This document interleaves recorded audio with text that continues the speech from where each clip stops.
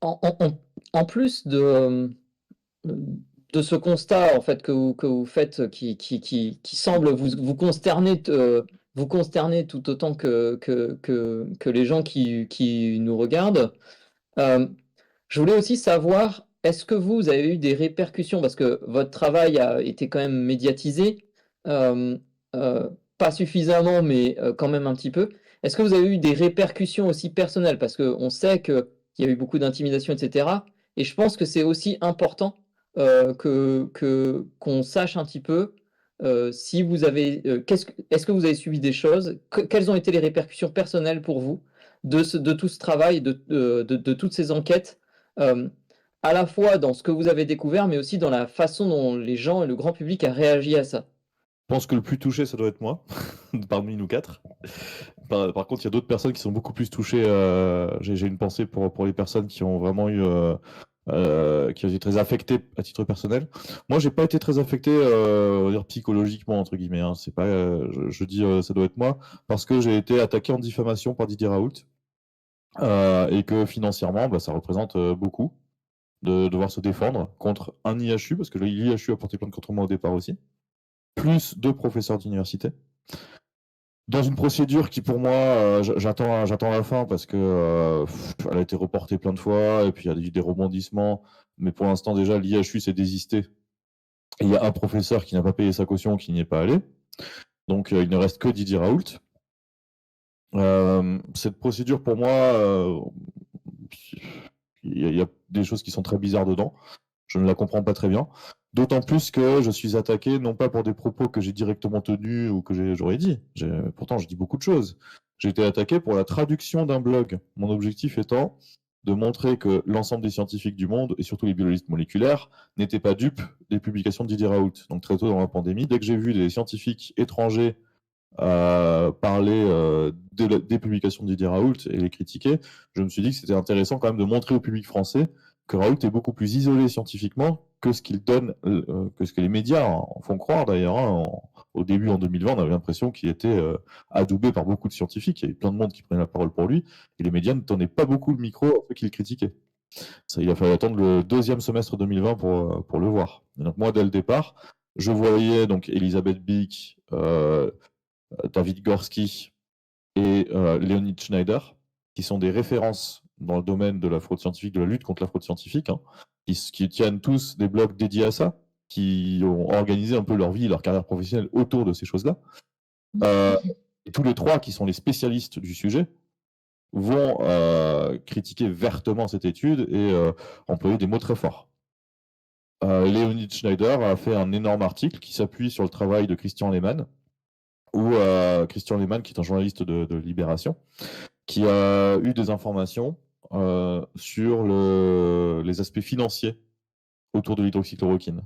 Parce que l'hydroxychloroquine avait été vantée comme ne coûtant rien, c'est un générique, c'est pas cher, mais à l'IHU, elle était prise avec hospitalisation de jour, donc un forfait.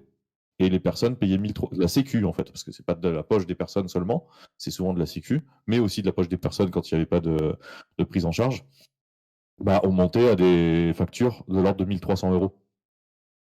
Et ça, c'est de l'argent public.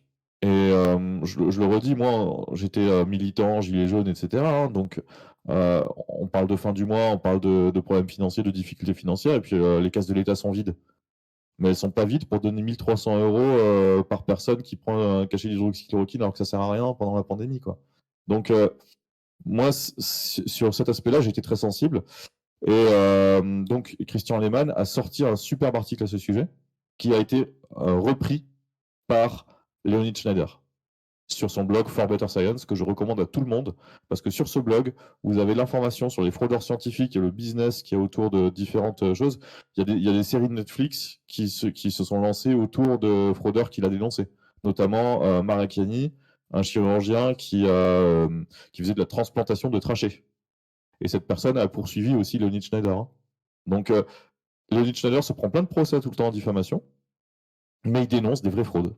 Et les personnes C'est le qui plus fraudent. grand scandale de la recherche en Suède, hein, Ouais. Macchiarini. Hein. C'est Ouais. énormissime. Hein. Ça a Il vient de créé gagner un la nouveau le prix comité Nobel. Hein. d'éthique pour Ouais. évaluer toutes les procédures.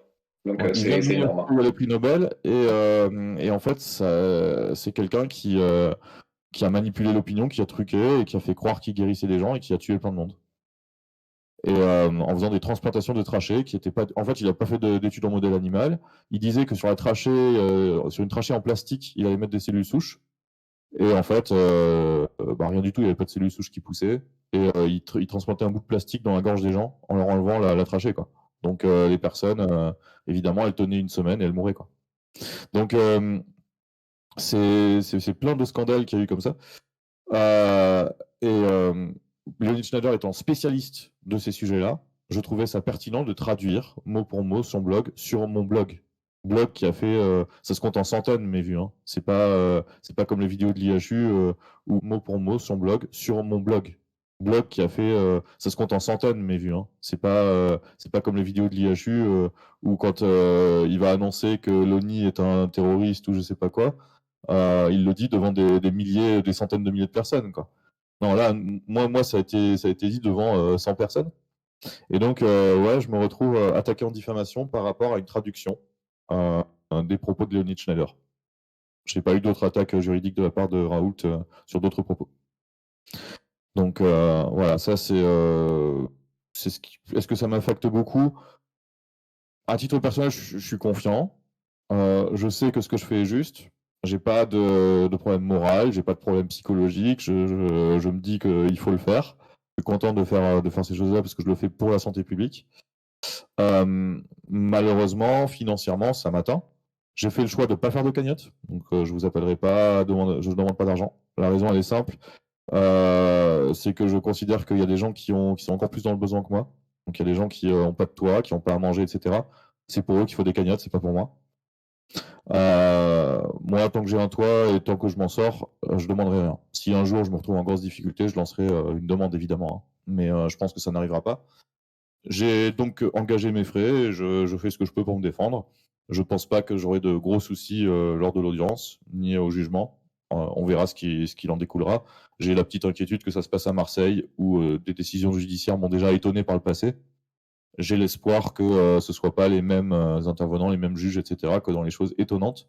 Quand je parle de choses étonnantes, c'est les choses qui sont pointées dans l'article que j'ai traduit, notamment sur la recherche sans consultation de comité d'éthique sur l'étude Gautret, où des enfants ont été inclus.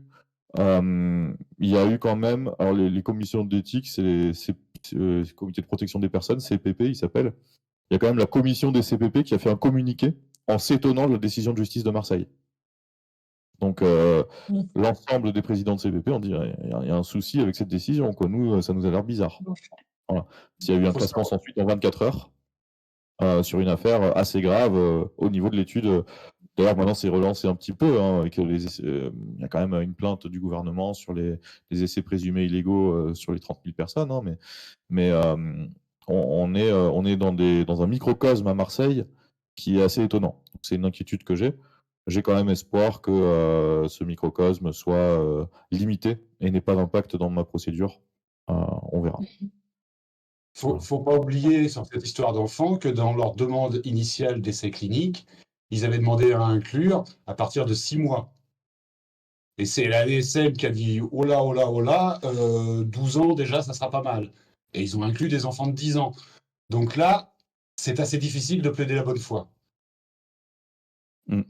Exactement. Ouais. Oui, effectivement. Et pour rajouter sur le sujet des ennuis perso, tu as parlé d'Elisabeth et de Léonide. Donc Elisabeth avait fait le boulot très publiquement, elle a commenté énormément sur PubPeer les articles de Didier Raoult à son nom, à elle, donc qu'on peut publier de façon anonyme.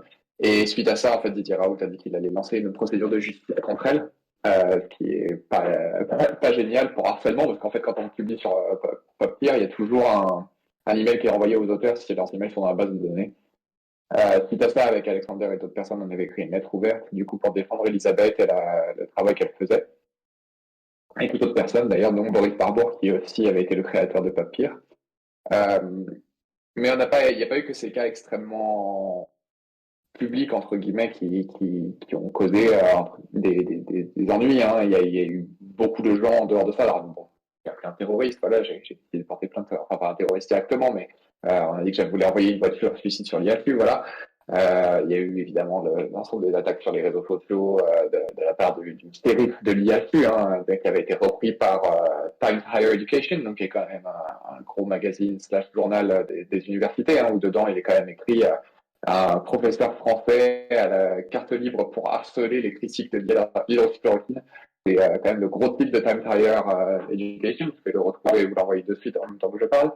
Donc c'est un petit peu partout, hein. C'est pas que ça, mais il y a eu aussi des cas moins médiatisés. J'en avais parlé à l'époque avec, je crois que c'était Melissa Dewey de Guardian, où j'avais dit que effectivement, je pense que nous déjà en tant qu'hommes, on subit moins tout ça que beaucoup de femmes, malheureusement. Ça c'est quand même un truc assez sûr, et il y en a plusieurs qui ont subi ça de façon assez perverse pendant toute la pandémie et sur d'autres sujets aussi. Hein. Elisabeth l'a suivi par exemple aussi sur Alzheimer et la drogue contre l'Alzheimer de la part de Cassava Science. Mais il y a eu Dominique Costagliola, il y a eu Karine Lacombe évidemment, qui a été oui, Karine Lacombe exactement, qui a été la victime d'injures quotidiennes, sexistes. Enfin, on en passe. C'était vraiment impressionnant le nombre de personnes qui défoulaient leur haine complète sur elle. Alors, ils le font sur d'autres et sur des hommes aussi, mais c'est pas les mêmes proportions. Hein. Il faut vraiment regarder. C'est pas une histoire de followers ou autre, hein, parce que Nathan, par exemple, qui a aussi subi tout ça, il a jamais subi des trucs comme Karine a pu le subir. Ça a été très loin aussi pour lui, mais Karine, ça a été constant pendant 4 ans non-stop. Jusqu'à ses petits Twitter en fait. Hein, donc c'est quand même assez grave. Et ça a affecté d'autres personnes, donc on le sait, on taira le nom parce que je pense qu'elles n'ont pas nécessairement envie d'être mentionnées, mais ça a aussi affecté leur vie directement de s'être opposé à l'IASU et à ces pratiques douteuses, on peut dire douteuses sans aucun problème, j'imagine. Donc c'est réellement problématique, surtout que c'est des questions scientifiques, c'est des questions qui auraient dû être donc résolues par des méthodes scientifiques, pas sur Twitter, pas à coup de communication de l'IHU qui doxe le docteur Damien Barraud sur Twitter. On est au début de 2020, hein, c'était arrivé, hein, un communiqué via un tweet de l'IHU pour dire que le compte derrière Freeloading était le docteur Damien Barraud. Alors c'est du doxing, ça se fait pas. Hein. C'est pas tout ce qu'on peut faire. Ça a commencé comme ça, c'est ça le début de la pandémie. On est en mars 2020 et c'est ce genre de truc qui arrive. Hein. Je me rappelle encore du tweet de Damien Barraud à l'époque. Mais c'est incroyable, les mecs se sont crus dans Game of Thrones ou quoi. Et c'était vraiment ça, c'est comme ça que ça a commencé le débat scientifique autour du Covid en France. C'est terrible quand même, c'est terrible. Et après, on a eu le principal messager hein, de l'hydroxychloroquine qui refuse tout débat contradictoire. Et c'est à peu près la même chose aux États-Unis. Hein. On a Sticker qui dit à tout le monde, je donne 2 millions à celui qui me prouve que les vaccins ne causent pas l'autisme. Alors déjà c'est un peu bizarre de poser des questions comme ça, mais passons. Mais surtout à chaque fois que quelqu'un lui propose donc un débat live qui sera enregistré et sur lequel il devrait honorer sa promesse, et d'un coup il se défile, il a plus le temps, il est occupé, il voyage, etc. Donc on voit que c'est toujours un petit peu les mêmes stratégies de parler très fort, plus fort que tout le monde, pour essayer de gagner la parole, mais c'est pas comme ça que ça marche dans la science. Hein. Donc, c'est que le consensus scientifique est établi par publication interposée, et malheureusement pour l'équipe de l'IHU, ne s'établit pas par publication interposée dans l'International Journal of Antimicrobial Agents, ou AA, hein, on se demande IJAA, voilà, on se demande qui publie vraiment là-dedans. Alors le journal a changé d'éditeur récemment, mais voilà, c'est pas comme ça qu'on fait un consensus scientifique. Hein. Les consensus ne se laissent pas faire. N'oublions pas cette phrase célèbre. Je pense aussi beaucoup de victimes collatérales aussi qu'on peut citer. Enfin, il y a des gens qui ont subi du harcèlement sans que ce soit vienne directement de l'IHU, mais que ça vienne de fans de l'IHU ou du réseau. Et effectivement, il y a eu, je pense très souvent à Yogina et Antoine Daoust qui ont beaucoup subi. Et globalement, même si parfois il peut y avoir des tensions et des choses comme ça internes avec des gens, je me rends compte que beaucoup de personnes sont à fleur de peau quand elles ont subi tellement de harcèlement que parfois elles vont s'énerver très facilement, etc. Et ça peut créer des discordes. Et donc ça aussi, ça affecte la vie de tout le monde. Je pense qu'il y a des personnes qui sont beaucoup plus agressives dans leur communication personnelle que ce qu'elles auraient été si elles n'avaient pas subi tout le harcèlement qu'elles ont subi. Donc en ce sens, je pense qu'il y a beaucoup de monde qui a été affecté et ça se voit même sur les réseaux sociaux, sur l'évolution du langage de certains.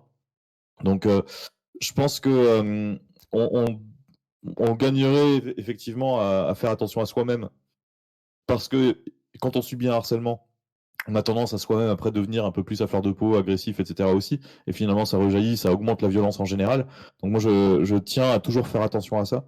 Mais il y a énormément de victimes collatérales et je pense aussi à toutes les personnes qui n'ont pas été médiatisées et qu'on n'a pas vues, mais qui étaient des personnels de santé et qui ont subi des pressions de la part de groupes qui leur réclamaient de l'hydroxychloroquine, qui les traitaient d'assassins au Rivotril, et j'entends souvent des petits témoignages à droite à gauche de personnes qui ne veulent pas aller dans le domaine public, qui ne veulent pas être affichées parce que c'est trop pour elles, mais qui ont subi des agressions parce qu'elles étaient dans les centres de vaccination, qui ont subi des agressions parce que je sais pas, elles ne voulaient pas prescrire de l'hydroxychloroquine aux patients qui voulaient absolument en avoir.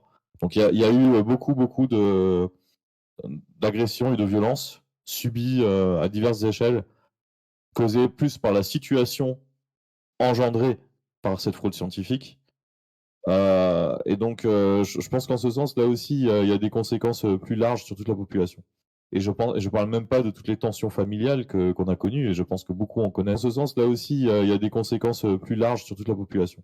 Et je parle même pas de toutes les tensions familiales qu'on a connues, et je pense que beaucoup en connaissent avec des débats éternels et des divisions assez féroces au sein même des familles. Et je pense que cette situation n'aurait pas eu lieu s'il n'y avait pas eu des positionnements aussi tranchés au départ, avec sous fond de fraude scientifique, et si la fraude scientifique avait été traitée rapidement et dès le départ. Donc voilà, je voulais élargir en fait à cette ouais, c'est ce qu'on a subi, etc. Évidemment, nous on est en première ligne, donc nous on subit. Moi, je subis quotidiennement des flots d'insultes et de menaces diverses, et je me suis habitué, ce qui est pas normal. Mais du coup, ça ne me fait pas d'effet en fait. Au début, j'avais un peu peur, mais et encore, maintenant, ça me fait plus rien. D'autant plus que dans d'autres affaires, j'ai pas fait que ça. J'ai alerté sur des j'ai alerté aussi dans le monde musical, hein. Ça se voit, je suis métalleux, voilà, j'organisais des concerts de métal. Et je me suis aussi j'ai un peu alerté sur l'existence de groupes néo-nazis dans certains mouvements musicaux. Et il y a des néo-nazis qui ont posté mon adresse personnelle sur les réseaux sociaux. Et ça aussi, ça m'a valu pas mal de menaces et de choses assez dangereuses pour moi. Finalement, bon, ça s'est pas concrétisé par une menace concrète devant chez moi, quoi. Donc bon, je suis plutôt serein.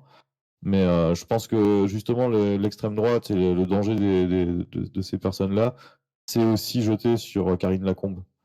Quand on réfléchit, quand on regarde à l'origine du harcèlement qu'on subit et qu'a subi surtout Karine Lacombe, ça provient de la sphère soralienne, de Marcel D, etc. Donc il y avait le média Enquête 4.2 qui est ce média d'extrême droite issu de Égalité et Réconciliation, qui a un rôle majeur dans ce harcèlement.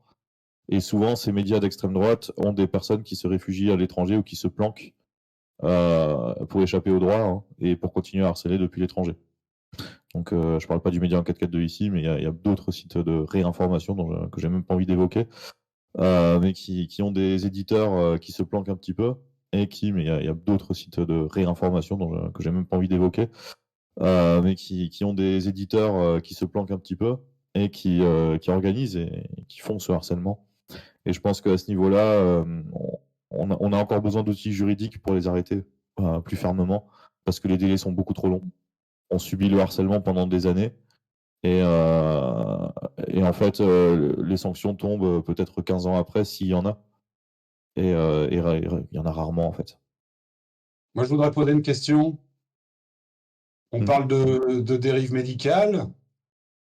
Et bon, il y a un médecin dans notre article, courageux d'ailleurs, mais il n'y a pas de médecin qui parle. Si on était médecin, demain, on aurait 20 plaintes déposées devant le Conseil de l'ordre. Tout à fait. Voilà, donc Donc, t'as Jérôme Marty aussi, ouais, qui a beaucoup subi, hein, ça. Il n'arrête pas de prendre des plaintes. tous, donc la preuve que le système déraille, c'est quand il y a besoin de gens extérieurs au système comme nous pour lui faire des signes, bah, tu n'es plus sur les rails.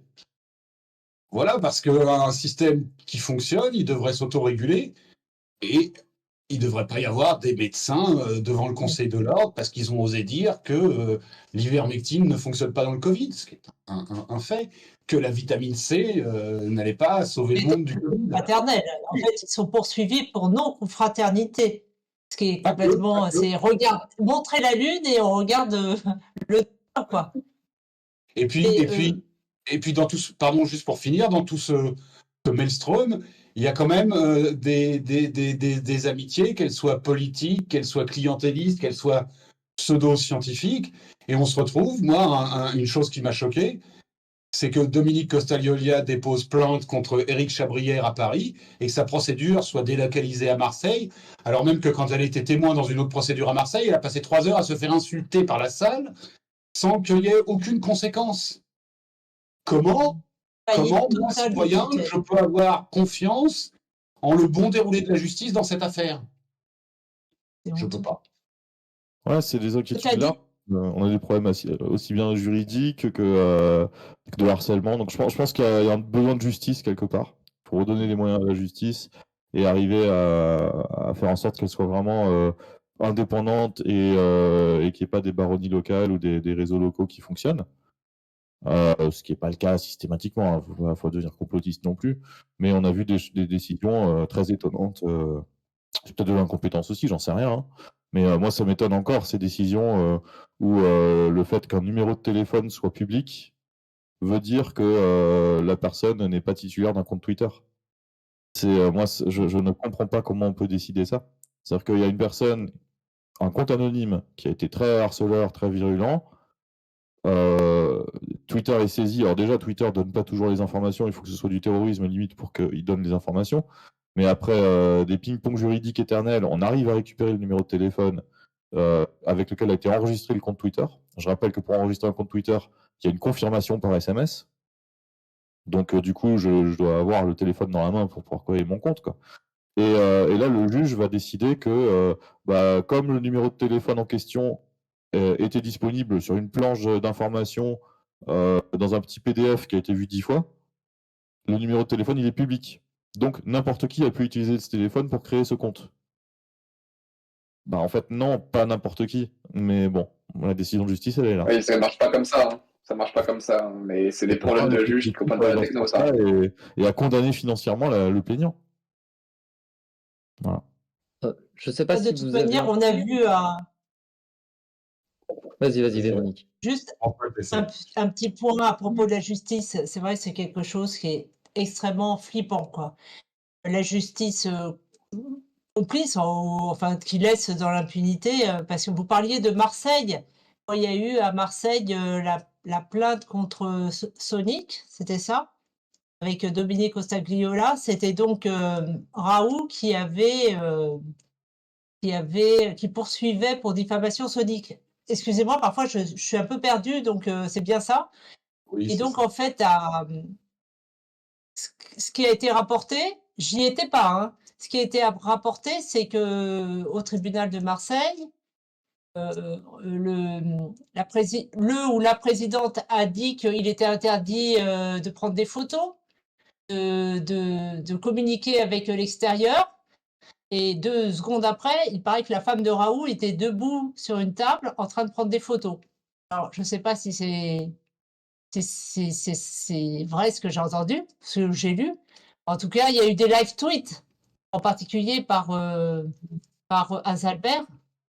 Une histoire pareille au tribunal de Paris où cette fois j'étais, c'était il y a 2 ou 3 semaines pour le procès intenté par Karim Lacombe contre Barnerias, Hold Up, et contre Perron et Warner. Et là, la présidente Azalbert, donc le directeur de François, a joué le même petit jeu, mais la présidente lui a dit dehors, vous sortez, quoi. C'était pas du tout la même ambiance. Donc en fait, Deux salles, voilà, deux ambiances, ouais. Ouais. 2 salles, 2 ambiances. Je Donc tiens tout juste ça à pour rappeler, dire qu'effectivement, il y a un climat d'insécurité qui rôde un petit peu dans nos têtes vis-à-vis de ce qui se passe, la justice dans le sud, qui implique ben, l'IHU au sens large, quoi. Ouais, je moi, tiens à rappeler suis... tous les propos qui ont été tenus à Marseille. Selon l'avocat de la Mm. défense, Éric Chabrière aurait demandé en pleine audience à Dominique Costagnolia si elle préparait un tournage avec Marc Dutroux. Voilà. Ouais, non, c'est... Il n'a Moi, pas nié, hein. Il a reconnu avoir dit ça. je serais curieux, Je parce veux que nous, dire, on n'est pas juristes, on discute là de choses en personnes qui ne sont pas habituées aux tribunaux, à la justice, etc. Mais je serais vraiment curieux que des personnes compétentes dans le domaine juridique nous parlent un petit peu nous disent si c'est habituel, parce que moi, je ne vais pas tous les 4 matins à un procès. Hein. Moi, j'ai été choqué par. Je peux raconter une autre anecdote qui est totalement déconnectée de ça, mais pour vous dire à quel point le système juridique français m'étonne. J'ai un ami, donc gilet jaune, hein, qui se fait accuser de violences diverses et variées qu'il nie. Et le procès a traîné très longtemps. Lui, il en avait marre d'attendre le procès. Il voulait se défendre, il voulait pouvoir montrer des vidéos, etc. Et puis, le jour du procès, le procureur est bourré. Il est alcoolisé. Et le procès est ajourné pour la énième fois. Et moi, je me dis, mais c'est pas. Est-ce qu'il y a des sanctions pour le procureur à ce moment-là? Enfin, comment on fait si parce que les gars, ça fait en fait, sa vie est un enfer depuis 1 an et demi parce qu'il y a des policiers qui, selon lui, alors je vais prendre les précautions de langage, selon lui, les policiers ont menti, ont affirmé des choses fausses. Il se retrouve dans une procédure qu'il estime injuste, il veut se défendre, il a hâte d'attendre le procès et ça lui coûte, ça le mine moralement et tout. Hein. Et puis, au bout d'1 an et demi, c'est enfin la délivrance, il va avoir son audience. Et là, le procureur arrive, il est complètement bourré, il faut attendre à nouveau 1 an. Donc, à titre, je ne sais pas si c'est fréquent, ce genre de choses. Ayant vécu ça dans un autre contexte, j'ai l'impression que dans le système judiciaire, il y a des choses un peu bizarres qui se produisent de temps en temps. Je ne sais pas quelle est leur fréquence. Je sais pas si ça arrive très souvent, si c'est normal, mais j'ai l'impression que si c'est la norme, on a des gros progrès, une grande marge de progrès à faire sur notre système judiciaire. Et j'aurais été curieux un jour que des juristes nous expliquent un petit peu est-ce que c'est vraiment aussi grave que j'ai l'impression que c'est, ou est-ce qu'il y a quand même un fonctionnement, quel est le pourcentage de ce genre de problèmes d'ajournement, etc., pour des raisons diverses et variées, et qu'est-ce qui se passe, quoi, parce que moi, je suis très étonné de ce qui se passe dans les audiences. J'avais une vision naïve, peut-être de séries de télé ou que sais-je, où je vois des séries américaines où c'est super respectueux, où c'est droit, où c'est carré, où il n'y a pas un cheveu qui dépasse. Et là, on a l'impression à chaque fois que c'est le spectacle et que c'est n'importe quoi, que c'est le zoo, quoi. va au tribunal de Paris, tu verras que c'est très Ouais. respectueux, il n'y a pas un cheveu qui dépasse. Et Ah, enfin, faut que mais je bien monte notre plutôt à Paris, mais ça fait un peu loin pour moi. Ouais. Ouais. Moi, j'ai Alors, peut-être au sud, hein. Alors, du coup, moi, j'ai l'exemple Nice et Marseille. Voilà. alors, du coup, peut-être on va avancer un petit peu parce que l'heure avance également. Là, je veux juste faire un petit récap parce que je pense que parmi toutes les choses que vous avez dites, il y a des choses qui me semblent quand même importantes à mettre en lumière. C'est que votre travail, qui est un travail en fait d'honnêteté scientifique, de nettoyage de la science, au lieu d'être simplement salué et d'avoir les répercussions qu'il doit avoir, à savoir que bah, il y a toutes les corrections qui doivent être mises en place, qui sont mises en place. Là, ce que vous nous rapportez, c'est que d'un côté, il y a une lenteur ou une inaction totale du monde académique, des instances, des autorités, etc. De l'autre côté, ça vous a aussi valu un certain nombre, à vous et pas qu'à vous, un certain nombre de répercussions à la fois personnelles et, chose qui est quand même assez étonnante, aussi juridiques, dans le sens où ça vous amène dans les tribunaux, où ça amène des gens à être harcelés, à devoir porter plainte, etc. Je pense que c'est quand même quelque chose qui est assez inattendu, qui est totalement inhabituel aussi de la communauté scientifique. Et donc, voilà, je pense que c'est important de vraiment rappeler ça et en tout cas, moi, c'est un point d'emphase que je voudrais mettre ici par rapport à cette phase de la discussion qu'on vient d'avoir, qui est que habituellement, normalement, on devrait s'attendre à ce que quand il y a des problématiques, des erreurs, des méconduites scientifiques, ce sont des choses qui se règlent en interne, qui peuvent éventuellement faire des vagues, mais qui sont gérées à minima par les scientifiques eux-mêmes, voire par les autorités qui les chapeautent, les organismes de régulation, etc. Là, visiblement, c'est pas du tout le cas, mais qu'en plus de ça, là, ce qui se passe, c'est que votre travail et celui de tous vos collègues qui se sont investis s'avère en plus avoir des répercussions qui peuvent être personnelles, financières, euh, et, et que malheureusement, on n'est pas tout à fait certain que la justice soit facilement en votre faveur, ce qui fait que ça rajoute une certaine forme d'insécurité.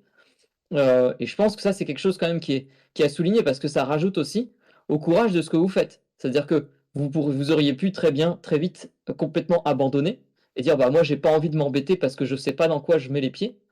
Et malgré tout, vous continuez. Donc merci aussi pour ça, parce que je pense que euh, ça contribue quelque part à assainir la science, euh, au moins française. Euh, et qu'on a gravement besoin de ça, puisqu'on a vu que en face, on a malheureusement des gens du grand public qui sont de plus en plus suspicieux, qui craignent de plus en plus les avancées scientifiques, qui craignent de plus en plus les recommandations. Et donc, merci d'avoir ce courage-là. Et ce que je vous propose maintenant, c'est peut-être de passer aux questions des gens dans l'auditoire. Il y a eu des questions, notamment des gens qui souhaitaient parler un petit peu des questions de technologie ARN, etc. Donc, si vous êtes d'accord, si ça vous convient, peut-être qu'on peut passer là-dessus. Si on peut répondre, oui. Volontiers, hein, ouais. Quels Donc, sont les... Je pense que les plus compétents sur l'ARN, ce sera pas moi. Non plus. Mais bon, ça dépend du type de question. Moi, Si je c'est pense- vraiment très, très, très pointu. Toi, oui, Moi, ça va, Fabrice. biologie moléculaire, je maîtrise un petit peu. On a fait pas mal de debunk et je pense on lit quand même beaucoup de papiers sur le sujet. Et souvent, les questions sont récurrentes. Si on ne saura pas répondre, on pourra renvoyer vers des sources fiables. Si vous avez des questions, d'ailleurs, je vais tout de suite en préliminaire vous en proposer quelques-unes. Exactement. Pour les anglophones, il y a une source très fiable, à mon sens, qui est Debunk the Funk, qui fait Ouais. un travail remarquable en vidéo sur YouTube. Excellent. Et Excellentissime, ouais. il prend Je vraiment devrais être- tous les arguments qui sont avancés et il est très patient, très posé, il met beaucoup de sources, il explique très calmement. Et même si vous n'êtes pas très bon en anglais, en fait, il parle doucement, il articule bien et je pense qu'il y a moyen de bien comprendre. Donc, vraiment, Comment Debunk. c'est un médecin?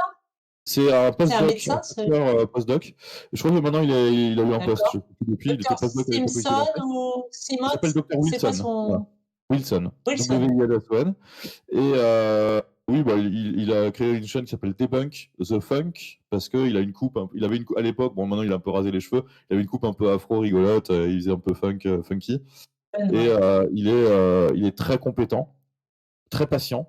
Et surtout, il travaille bien ses sujets. C'est-à-dire qu'il prend beaucoup de temps à lire des publications scientifiques. Ce qu'il va donner, c'est pas son avis personnel, contrairement à d'autres. Ce qu'il va donner, c'est vraiment une image de la littérature scientifique nuancée. Il va expliquer d'où vient l'information. Donc vraiment, je pense que c'est si vous avez des questions ou des choses qui vous turlupinent, ça peut être une source assez fiable de vérification qui vous permet d'avoir de l'information. J'ai mis, pour info, j'ai mis dans le chat, Ouais. et je remettrai sur le Discord après un lien vers une vidéo de sa chaîne.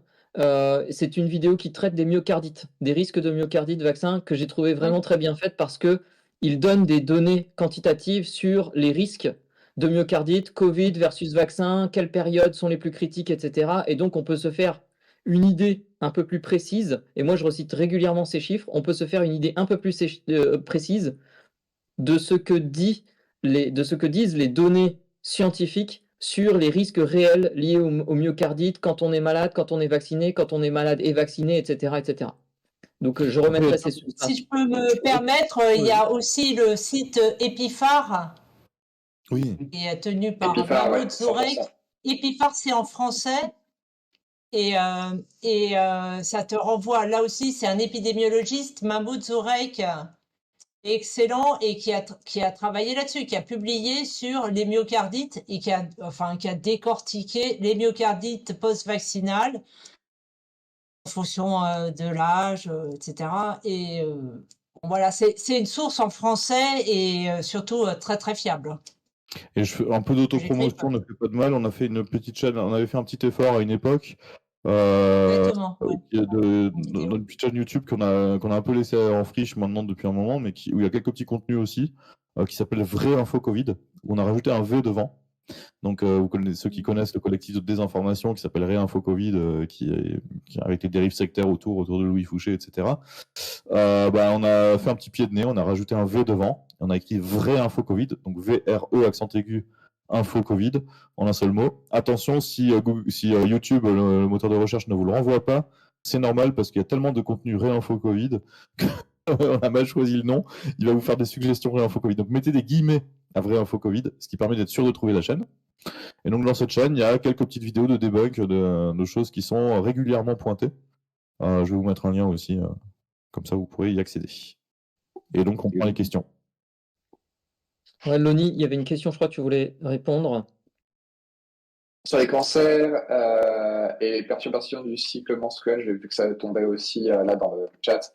Je peux faire un groupé parce que j'en ai parlé pas mal sur Twitter. Alors, je ne suis pas oncologue, je tiens à préciser, et Véro, ici présente, a plus de connaissances que moi sur le sujet des cancers, mais sur le sujet des nombres liés au cancer, en revanche, encore une fois, on a bien vu une augmentation des cancers et il y a eu beaucoup de presse qui a mal géré ces titres. Il y a eu des très petits articles qui ont été faits par rapport à tout ça. L'augmentation des cancers, elle existe depuis plus de 30 ans. En fait, ça se voit depuis plus de 30 ans. On n'a pas de données à aucun niveau qui montreraient que les gens ont plus de cancer depuis le vaccin ou que les vaccins causeraient ça directement. Et il y a plein de raisons pour lesquelles on n'a pas de données qui montrent ça, probablement parce que c'est pas le cas. C'est la première chose. La deuxième chose, c'est qu'évidemment, les données prennent du temps à se consolider sur ce genre de phénomène. Ça prend énormément de temps même. En général, par exemple, je crois qu'en 2023, on a eu les données du nombre de cancers et de décès associés pour 2020 aux États-Unis. En titre sûr, d'accord. C'est un mélange de prédictions et de nombres déjà vérifiés, etc. Donc c'est un petit peu compliqué. Et la raison pour laquelle ça prend du temps, c'est parce que en fait, ces chiffres-là, c'est donc des mélanges de modèles mathématiques, statistiques, mais aussi des observations, etc. Donc ça a confirmé pour justement faire du reporting et du following de data qui est correct. Ça prend énormément de temps. En tout cas, ce qui semble plutôt logique, c'est que s'il y avait eu des signaux forts d'augmentation du nombre de cancers, ça se serait vu quelque part. Ça se serait vu dans les bases de données déclaratives déjà un peu, c'est pas trop le cas, même si les gens abusent de la VARS, on le sait. Hein. Donc la base de données déclarative, c'est-à-dire que n'importe qui peut déclarer n'importe quoi. Pourquoi il y a quelqu'un qui a dit que le vaccin allait être transformé en Hulk, et une autre personne a dit qu'elle était devenue homosexuelle depuis sa vaccination. Donc voilà, on peut déclarer tout et n'importe quoi. Le travail des statisticiens et des gens comme Mahmoud qui font justement la pharmacovigilance, c'est justement de d'écarter les choses stupides, mais aussi de trouver un peu l'aiguille dans la botte de foin qui montre, là on a un nombre qui ne devrait pas apparaître par rapport aux 2-3 années d'avant, etc. Alors après, c'est compliqué de comparer 2-3 années avant quand on est en pleine pandémie, ça complique aussi un petit peu les choses, mais on a vu avec le vaccin AstraZeneca, par exemple, que dès que quelque chose reportait, on le voyait très rapidement. Hein, donc, s'il y avait une augmentation massive des cancers ou des turbo-cancers, qui encore une fois, est un truc qui n'existe pas, on le verrait. Sur le cycle menstruel qui a été mentionné sur TikTok, que j'ai vu rapidement là en lisant, parce que j'ai essayé d'être un peu actif aussi sur TikTok, mais force à créer un compte TikTok, voilà. J'ai regardé brièvement, ça a été aussi beaucoup d'informations qui ont été faites par, on avait sur groupe et plusieurs personnalités politiques, notamment d'un coup Florian Philippot, qui s'est vu le fervent défenseur des femmes, d'un coup ça lui a pris comme ça du jour au lendemain quand il s'est dit qu'il pouvait peut-être se gratter une deuxième signature pour sa présidentielle. On a vu beaucoup de n'importe quoi. Alors effectivement, il y a eu des signaux qui liés à la vaccination, pouvaient avoir un retard de règles ou des règles un peu conséquentes, etc. Mais rien d'alarmant. On se retrouvait à une démonstration normale après 3 mois en général.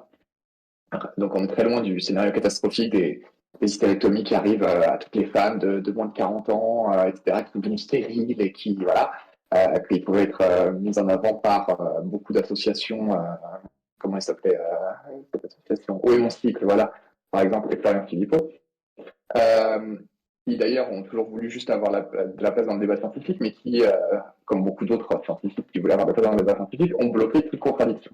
Ce qu'il faut savoir sur les cycles menstruels, c'est que il y a deux choses. C'est que la première, c'est qu'en général, déjà, et ça c'est de façon générale, malheureusement, en recherche, on fait très peu de recherches sur les femmes, on a fait très peu de recherches sur les femmes.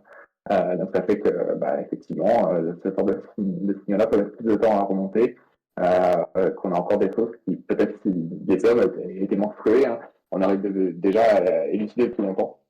Mais c'est pas le cas, donc voilà, il y a ça. Mais on sait qu'il y a beaucoup de choses qui peuvent perturber les cycles menstruels, hein, donc le stress, la maladie, l'alimentation, augmentation ou diminution. Il y a énormément de choses qui peuvent jouer. Et de ce qu'on a vu, il n'y a rien d'alarmant qui est remonté là-dessus non plus, ni de problèmes de fertilité, ni d'autres choses de ce genre-là. Et d'ailleurs, on rappelle au passage que la vaccination des femmes enceintes est recommandée par les agences de santé nationales pour la simple et bonne raison qu'elles évitent le Covid. Ces femmes enceintes-là qui, en général, augmentent la fréquence de mort-nés, de complications, etc. Pour la maman comme pour l'enfant. Et en plus de ça, parce qu'elles permettent aussi à l'enfant d'être immunisé un peu plus à la naissance, etc. Donc c'est quand même de bonnes choses. Et quand on regarde les data qui ressortent des femmes enceintes vaccinées, on voit qu'il n'y a rien de particulièrement performant qui ressort non plus, aucun signal alarmant. Donc voilà. Même si ça fait craquer certaines personnes. Hein. On sait que certaines personnes craquent absolument là-dessus, mais voilà. Et pour régler tout de suite le problème d'éthique, parce que j'imagine qu'on va ressortir ça sur TikTok, j'ai pas lu en même temps là, mais on dit souvent oui, il faut pas tester sur les femmes enceintes, machin et tout. Alors c'est pas exactement comme ça que ça a été fait. Les personnes avaient été recrutées dans les essais de Princeps, donc les premiers essais du vaccin, en leur disant le mieux ce serait de ne pas concevoir pendant la durée des essais cliniques. Mais bon, les gens, on leur dit des choses et puis ils font pas toujours ça. Et donc ils ont conçu parfois, et donc on a retrouvé quelques femmes qui ont été enceintes, donc pendant qu'elles participaient à des essais cliniques, donc on avait des données initiales via ça, plus des données sur les modèles animaux qu'on avait fait en parallèle. Donc c'est pour ça qu'on a pu, après quelques temps, et voyant les dangers du Covid sur les femmes enceintes et sur leurs enfants, recommander la vaccination aux femmes enceintes. Voilà. Petite recommandation au passage, si je peux me permettre, Victoria Mail a fait un excellent travail sur ça. Donc si Oui. vous voulez parler de cycle menstruel et de vaccins, je pense que c'est la personne ressource à aller voir.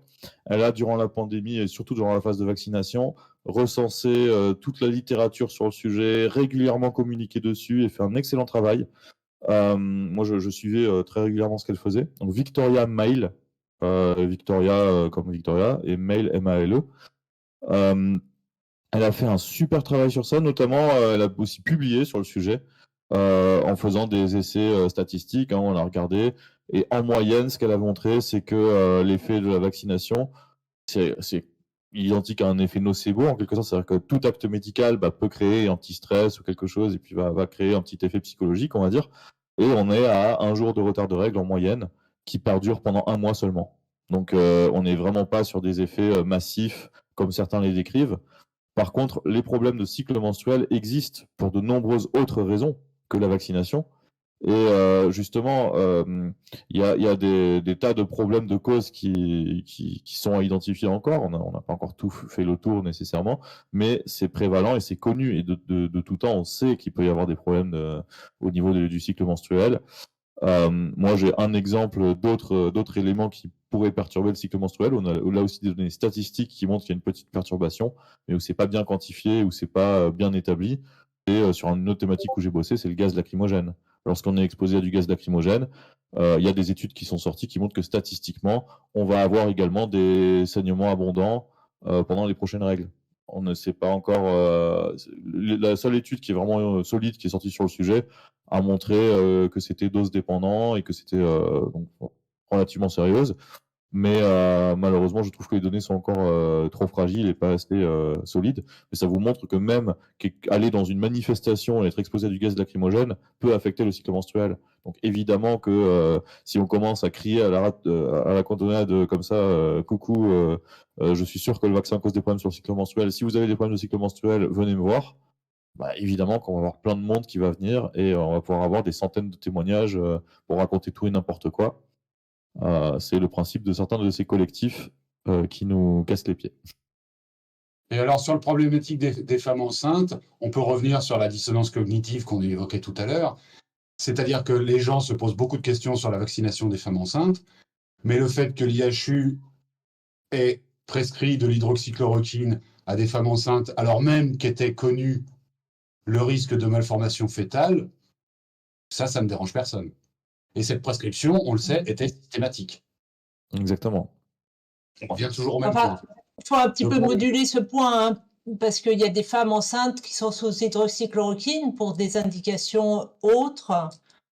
Donc c'est vrai qu'on nous a un peu reproché d'avoir d'avoir dit tiens, l'hydroxychloroquine serait tératogène, c'est-à-dire les asymptomatiques des informations. Quand elles étaient effectivement, c'est encore une histoire de bénéfice-risque. Voilà. Non, c'est bien que Véronique le précise, je trouve qu'il faut qu'elle précise son propos. Ouais. Vas-y. Tout à fait. Dis-nous tout. Comment ? Dis-nous tout, Véronique, continue. Oui.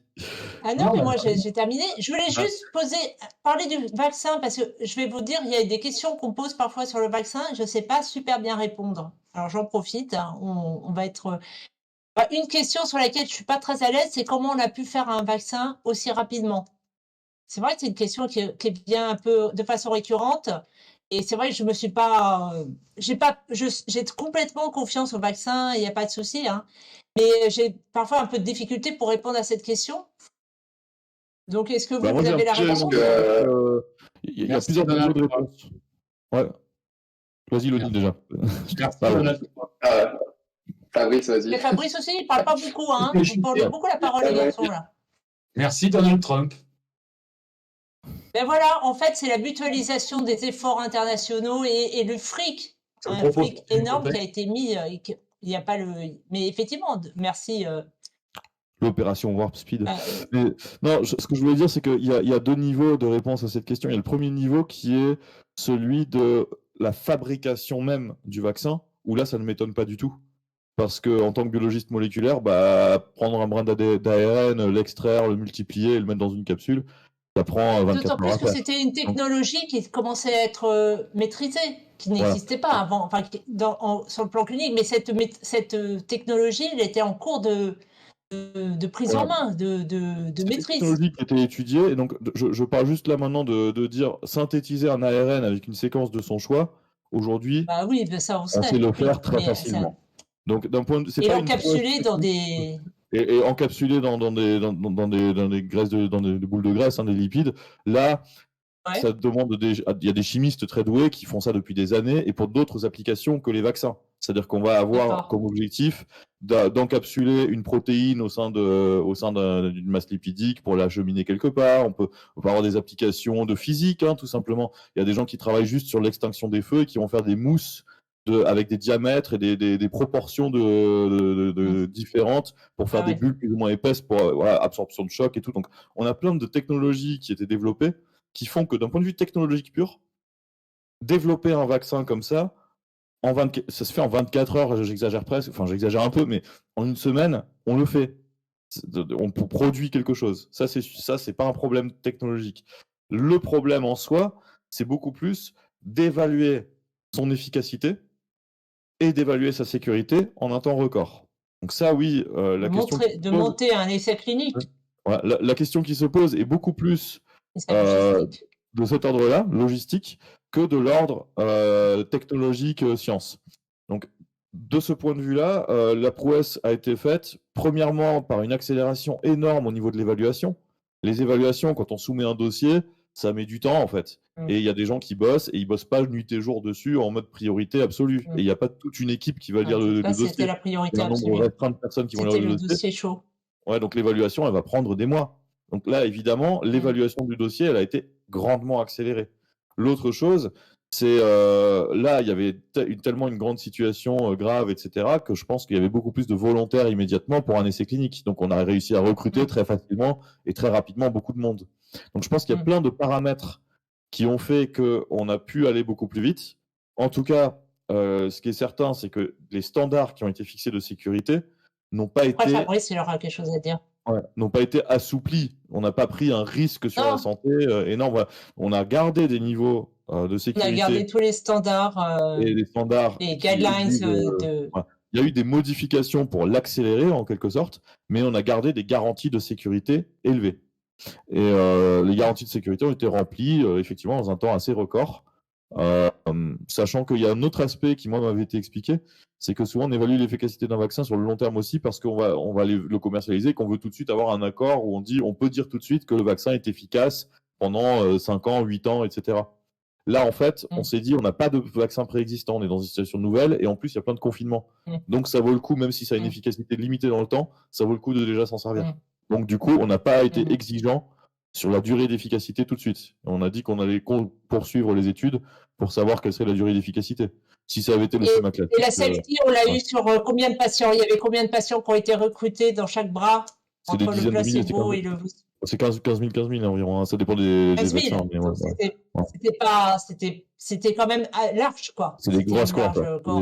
C'est parmi les plus grosses cohortes qu'il y a eu pour les essais cliniques de vaccins. Hein. Mais effectivement, qui ne pouvaient pas être designés pour voir des effets secondaires extrêmement rares de type 1 sur 100 000 ou 1 sur 1 million. C'était impossible. Mais aucun médicament ne peut être testé pour ça. Ça ne se fait dans aucun médicament. C'est la pharmacovigilance qui va faire ça. C'est-à-dire que justement, comme on ne peut pas détecter les effets extrêmement rares, on continue à surveiller une fois que c'est sur le marché. Comme tous les médicaments. Et Fabrice qui voulait dire un truc du coup.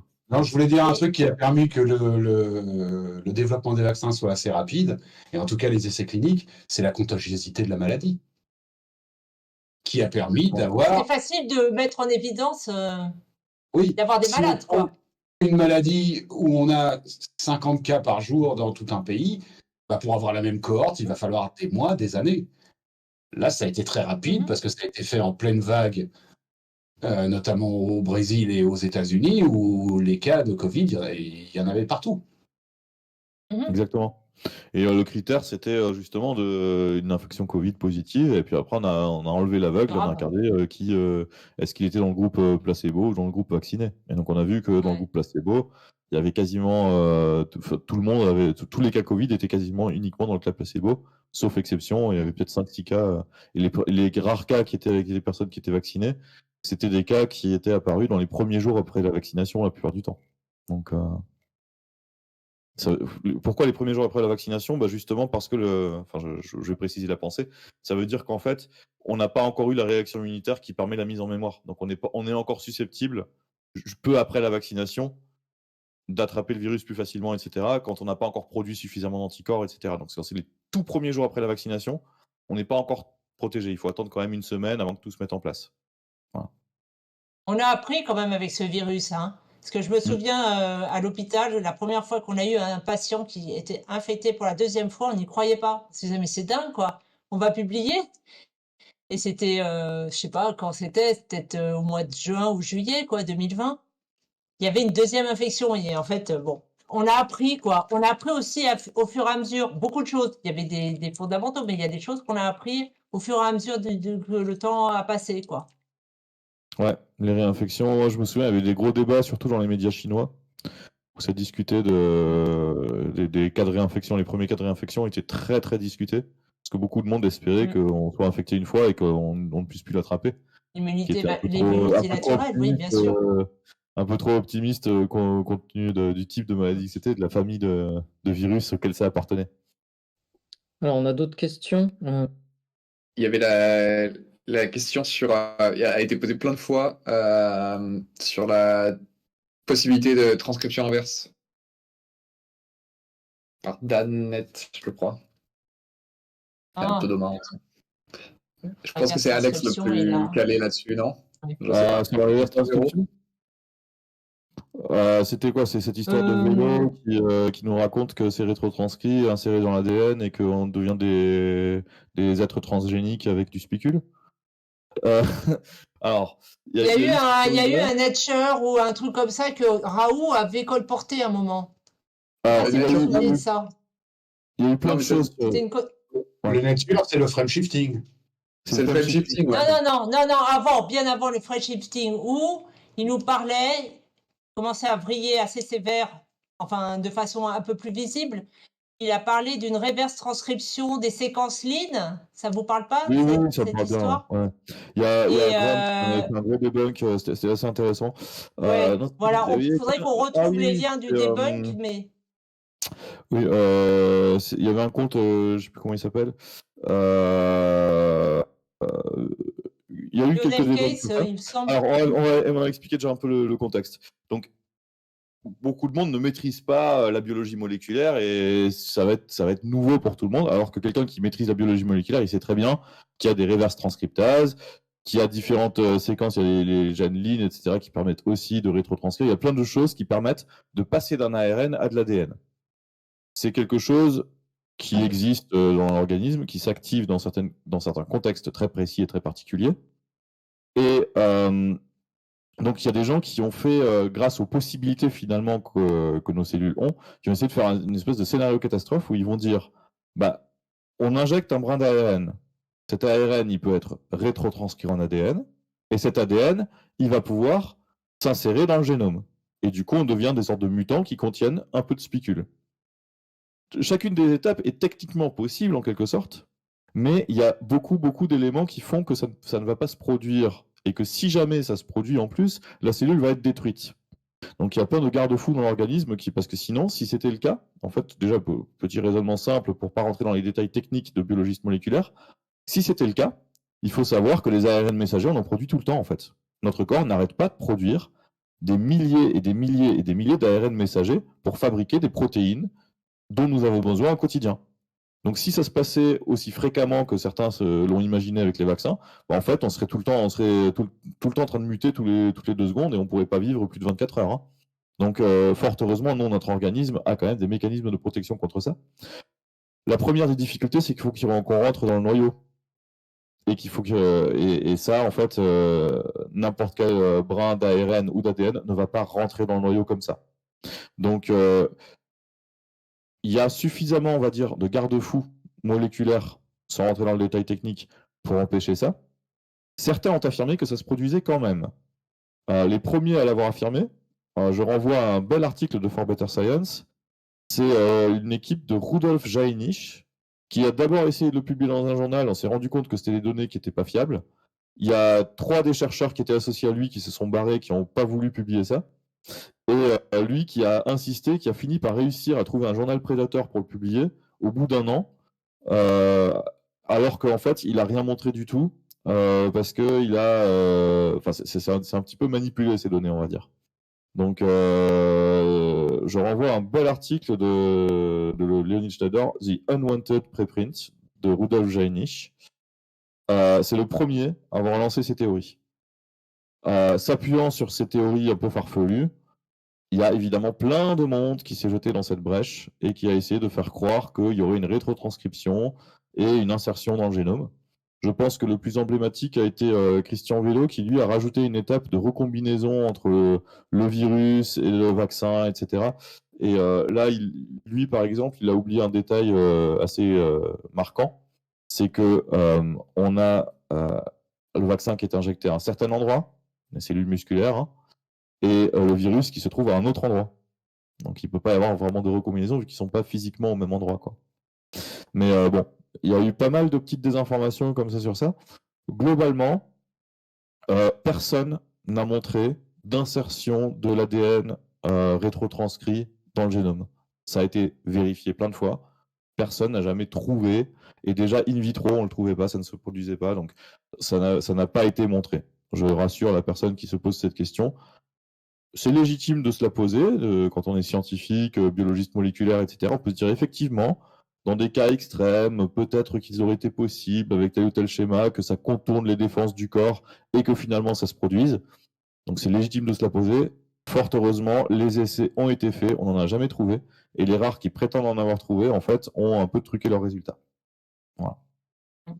J'espère que ça répond à la question. Si la personne qui a posé la question veut plus de détails, je veux bien rentrer dans les parties techniques avec elle. Je pense que à chaque fois dans ce genre de live, je ne veux pas rentrer dans les parties trop techniciennes parce que ça prend 4 heures à expliquer. Je vais donner le lien. On peut pas mettre de lien dans TikTok, mais je vais donner le lien de Debug the Funk avec juste la fin de l'URL de YouTube. Il faudra mettre youtube.com avant. Ah non, pas Oui, parce que youtube.com. Debunk the Funk a fait effectivement toute une vidéo dédiée à ça aussi, où il explique et il vulgarise très bien ça. Ouais. Et la personne qui a posé la question a dit qu'elle était de toute façon déjà convaincue au passage, hein, mais que c'était pour avoir des éléments de réponse pour répondre à d'autres gens. Ouais. D'accord. Il y a une question sur le frame shifting, John. En fait, moi, je vois pas les questions. Je peux pas être sur TikTok en même temps, donc du coup, Ouais. je vois pas ces questions. Donc, n'hésitez pas à y répondre si vous les voyez. J'ai des questions qui ont été remontées par ailleurs, mais certaines, je suis pas sûr de les comprendre. Par exemple, on a une question ici qui dit quelle incidence du saut N+1 de l'ARN M, j'imagine, sur les protéines vues par l'université de Cambridge? C'est French Shift, ça. C'est le frame shift, c'est ce que vous voulez D'accord, dire. ok, c'est ça. Dans Nature Comes, ouais. Donc là, il y a eu un joli Parce que debunk ça a aussi qui a été, été fait. Hein. Voilà. Tu veux y aller, Oni? En fait, c'est un article qui vient, c'est l'article de Nature, qui vient de récemment être publié, qui a été assez, on va dire, instrumentalisé. En gros, ça dit que quand on reçoit l'ARN vaccinal, de l'ARN, le boulot de l'ARN, c'est d'être relu. En fait, on va transcrire l'ARN en protéines. Je vais essayer d'être un peu clair. Donc, en fait, on injecte dans le vaccin un morceau d'ARN qui correspond à la protéine que la cellule hôte, que la cellule de notre organisme, nos cellules, va transformer en protéine spike, de façon à produire de la spike qui va être reconnue comme une protéine étrangère et va être la cible du système immunitaire. On va faire des anticorps anti-spike parce que le spike, c'est une protéine étrangère et on n'a aucune raison de le faire, donc l'organisme va reconnaître cette protéine et va faire des anticorps. Bon, bref, va se défendre. L'histoire du French Shift, c'est que parfois on fait des erreurs quand on transcrit un ARN. On va faire ce qu'on appelle un décalage de lecture, mais c'est un phénomène. Moi, je suis pas non plus très. Peut-être que ça serait plus toi. Ouais, si tu veux, Lex. j'interviens vite fait pour dire ça. Mais c'est juste il faut vraiment essayer d'être simple, quoi. Ouais, l'ARN, c'est le livre de recettes, on va dire. L'ARN, c'est le code qui nous permet de fabriquer une protéine. Et donc, comme disait Véronique, on va fabriquer la protéine du spicule, là, pour qu'on puisse la reconnaître. Sauf que ça se lit 3 par 3. C'est une langue particulière où il faut vous imaginer que tous les mots sont composés de 3 lettres. Donc, on lit 3 par 3. Et il y a un signal de départ de lecture. Tu commences à lire ici. Donc, si on commence à lire au bon endroit et qu'on lit 3 par 3, on va lire un truc. Tout va bien. Par exemple, je vais donner une séquence, comme ça on le comprend bien. disons que, et je vais en faire une facile à mémorer, on va dire AAA TTT. Donc si je lis AAA TTT, bah c'est bon, ça marche. Je comprends le truc. Maintenant, imaginez que il y ait une petite mutation, un truc qui supprime un A. Bah, si je commence à lire 3 par 3, je vais lire AAT, TT et la suite de la séquence. Vous voyez, j'ai plus lu le même mot, j'ai changé le mot. Et donc ça s'appelle un décalage de phase de lecture. C'est-à-dire qu'en gros, par une petite mutation, je décale tout, et du coup ça fait un message qui ne veut plus rien dire, qui veut dire carrément autre chose. Et donc toutes les 3 petites lettres là vont correspondre à une brique de ma protéine. C'est un acide aminé, on dit. Et donc du coup, si je fabrique autre chose parce que j'ai décalé ma phase de lecture, je vais fabriquer quelque chose qui est comme une protéine, mais qui n'est pas du tout le spicule, quoi. C'est totalement décalé, j'ai lu de travers. Donc ça va être quelque chose qui a une forme un peu bizarre, qui peut être tout et n'importe quoi. Et donc il y avait une inquiétude de dire, ouais, du coup, si jamais on décale juste d'une case de la lecture, est-ce qu'on pourrait pas fabriquer des protéines qui pourraient être toxiques, dangereux pour le corps, ou qui pourraient faire, etc., etc. Donc il y avait une inquiétude sur ça. Le problème, c'est que là aussi, les gens qui donnent cette inquiétude, ils oublient de préciser que tous les jours, comme je le disais déjà, on fabrique des milliers d'ARN.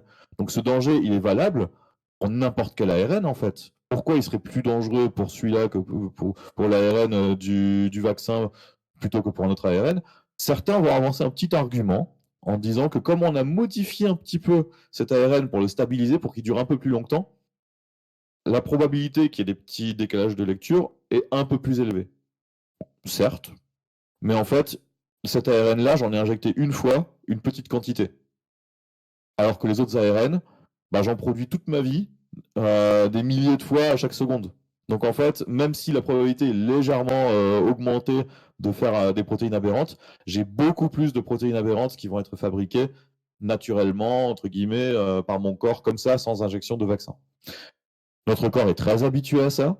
C'est des trucs qui sont très minoritaires, qui sont rapidement éliminés. On fait le ménage en quelque sorte.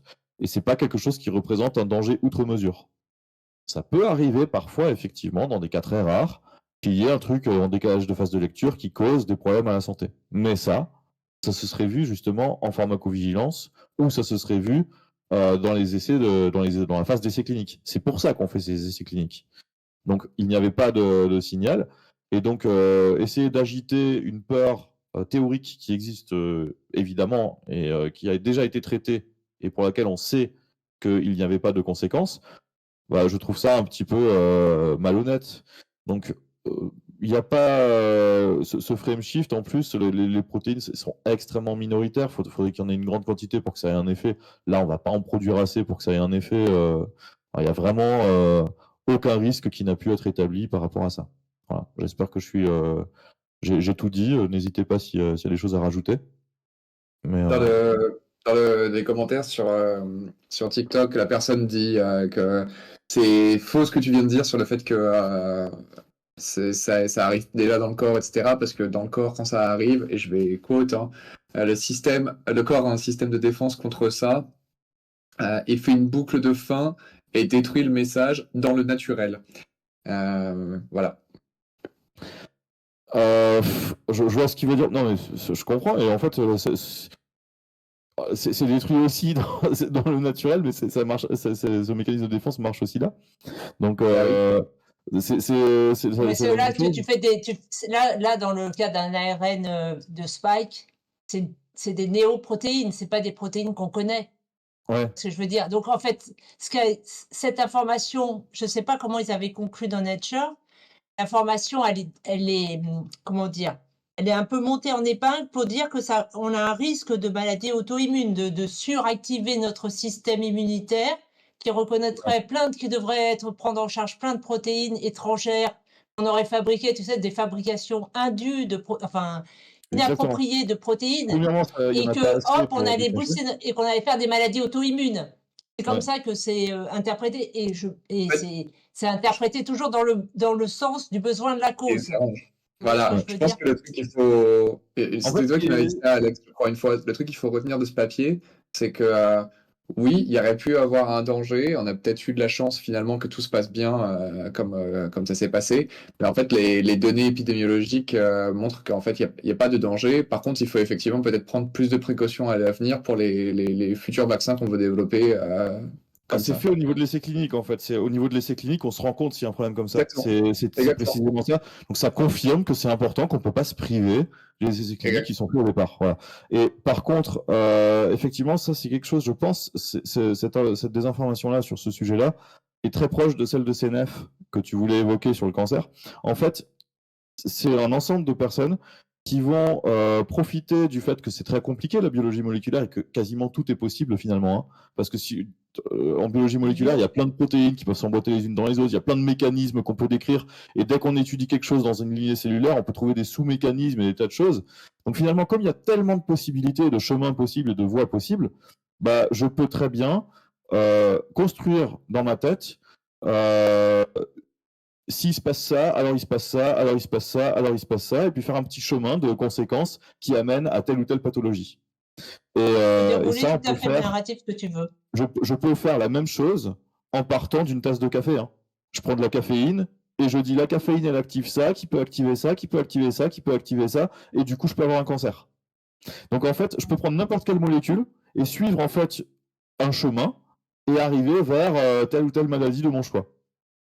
Le problème, c'est que ce chemin, il existe, mais il faut aussi voir ce qui se passe en réalité. Est-ce que ce chemin, il est emprunté majoritairement? Parce qu'une molécule va activer plusieurs choses, avoir des interactions temporaires, etc. Donc, est-ce que c'est ce qui se passe vraiment in vivo avec l'ensemble des possibilités de chemin qui existent? Est-ce que c'est ce chemin-là qui va se produire? Et ça, en fait, c'est pas le cas. Parce que, et ça, on ne peut pas le savoir juste en regardant qu'est-ce qui active quoi dans des modèles in vitro.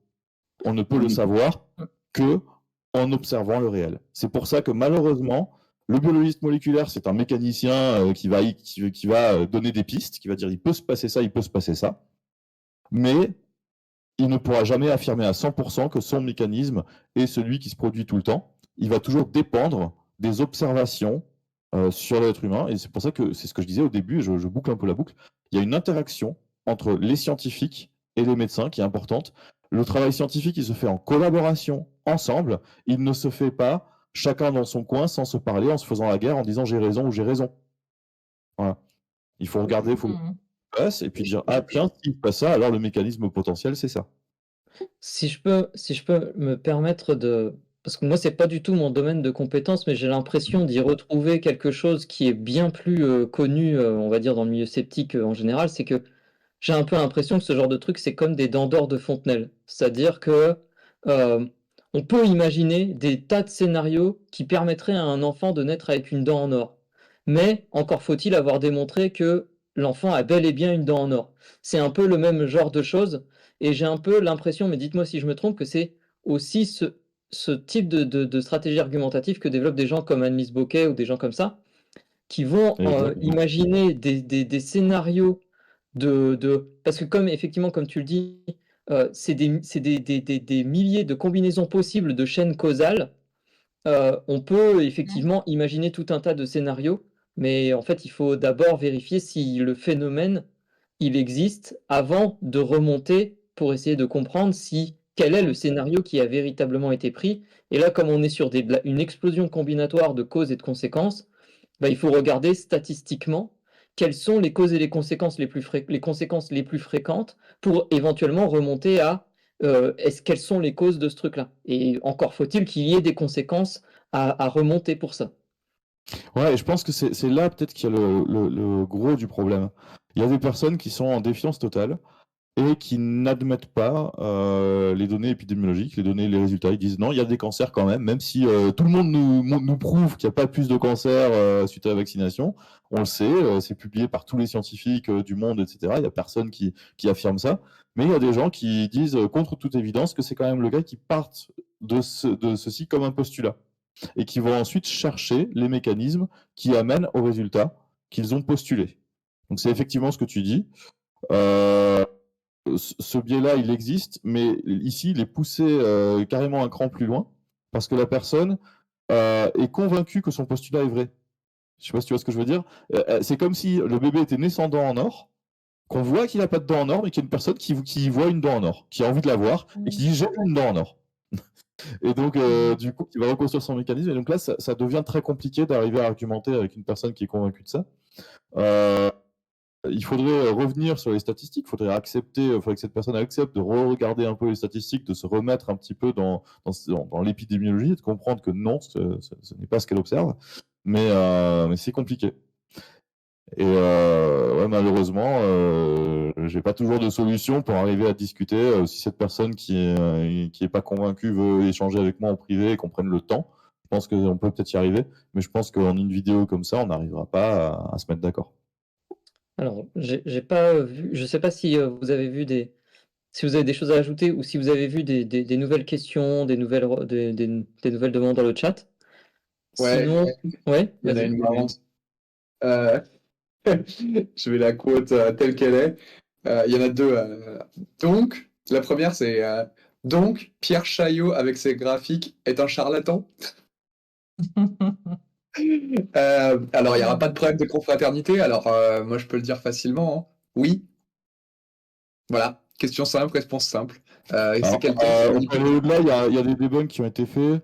Je pense au travail colossal d'Harikout, qui a fait un énorme travail. En fait, il prenait toutes les vidéos de frauder l'écho ou de décoder l'écho, comme on veut l'appeler, et qui regardait au début, en fait, ce qui est intéressant, c'est que Pierre Chaillot se contredit parfois et dit des choses il a dit des choses à une époque qui sont totalement contradictoires avec ce qu'il dit maintenant. Et puis il en est arrivé maintenant carrément à nier l'existence des virus. Enfin, c'est là on est dans des niveaux stratosphériques de quelqu'un qui maîtrise les statistiques effectivement un petit peu. Mais alors lui, c'est le contraire. Il ne maîtrise pas du tout la biologie. Il refuse d'écouter un biologiste ou quelqu'un qui s'y connaît un minimum et qui lui dit mais regarde, là j'ai un microscope, je peux te montrer un virus si tu veux. Viens, regarde, j'ai un microscope électronique, on le voit le virus, il est là. Et lui, pour lui, il n'existe pas ce virus parce que il a construit une théorie à partir d'interprétations statistiques. Et là encore, c'est là la force en fait d'une science où les gens interagissent, travaillent ensemble et s'écoutent les uns les autres et ne sont pas à dire moi j'ai raison, toi t'as tort et refuser tout débat et tout échange. La science, elle se construit pas comme ça. La science, elle se construit justement en regardant les preuves des uns et des autres, en les confrontant, en les validant et en ayant un ensemble de résultats. Pierre Chaillot, il est seul dans son coin à faire ses statistiques et à dire des choses que tous les scientifiques du monde contestent sur la partie biologie. Ouais. Non, mais même sur les stats, je veux dire, il n'y a rien qui tient la route. En plus, à chaque fois, disons que ces affirmations, il y a des choses qui tiennent pas vraiment pas, parce qu'il va retrouver des récurrences. Ça, je me souviens, Harry Coutts l'avait super bien montré. Il va dire il y a une régularité, en fait, elle n'y est pas. Donc ça, c'est super drôle. Mais il y a des choses qui pourraient avoir une apparence de cohérence. Hein, je comprends d'un point de vue purement statistique. Si on abandonne l'idée de savoir quoi que ce soit d'un vaccin ou d'un virus ou du fonctionnement du corps humain. Hein. Donc si on réinvente de nouveaux fonctionnements du corps humain, là oui. Là, on peut peut-être arriver à des conclusions proches de celles de Pierre Chaillot. Mais pour ça, il faut abandonner toutes les connaissances accumulées et démontrées et se refaire une biologie parallèle. Donc, ceci dit, Pierre Chaillot, il est un peu flippant quand même, parce que c'est pas comme le gars complètement illuminé qui te parle du graphène et tout ça. Il a un vernis quand même qui peut faire passer. Quand tu l'écoutes, t'as l'impression que c'est quelqu'un de sérieux, quoi. Quand t'es pas dans le.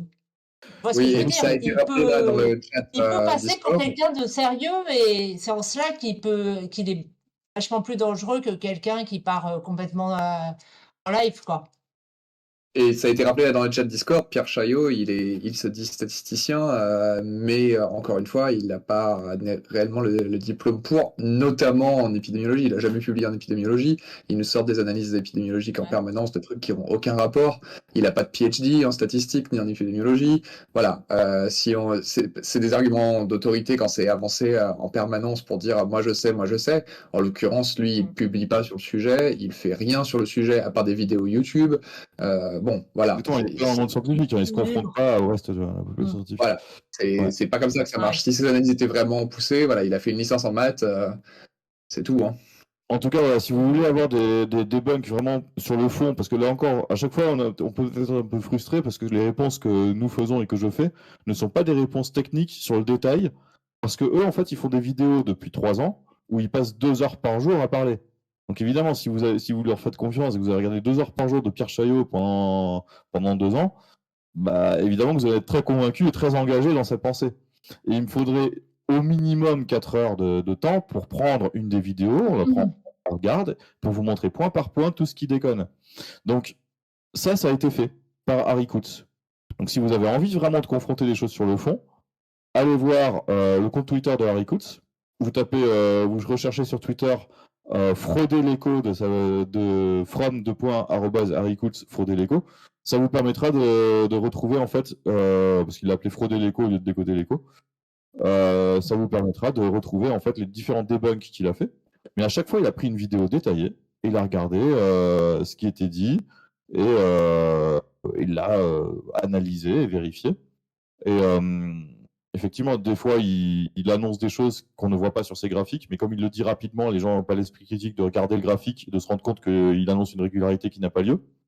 Quand il annonce que c'est la pyramide des âges ou l'effet moisson, par exemple, là aussi, il y a eu des gros debunks qui ont été faits, où on voit que non, c'est pas uniquement un effet moisson, et c'est pas uniquement des personnes qui étaient en train de mourir qui sont mortes du Covid. On a mesuré leur espérance de vie moyenne des personnes qui sont décédées est quand même beaucoup plus élevé que ce qu'ils racontent. Ils n'avaient pas juste 1 an à vivre, ils n'avaient pas mourir dans les 3 mois. Donc, non, il y a plein de choses qui ont été faites, mais ça demande énormément de temps à développer.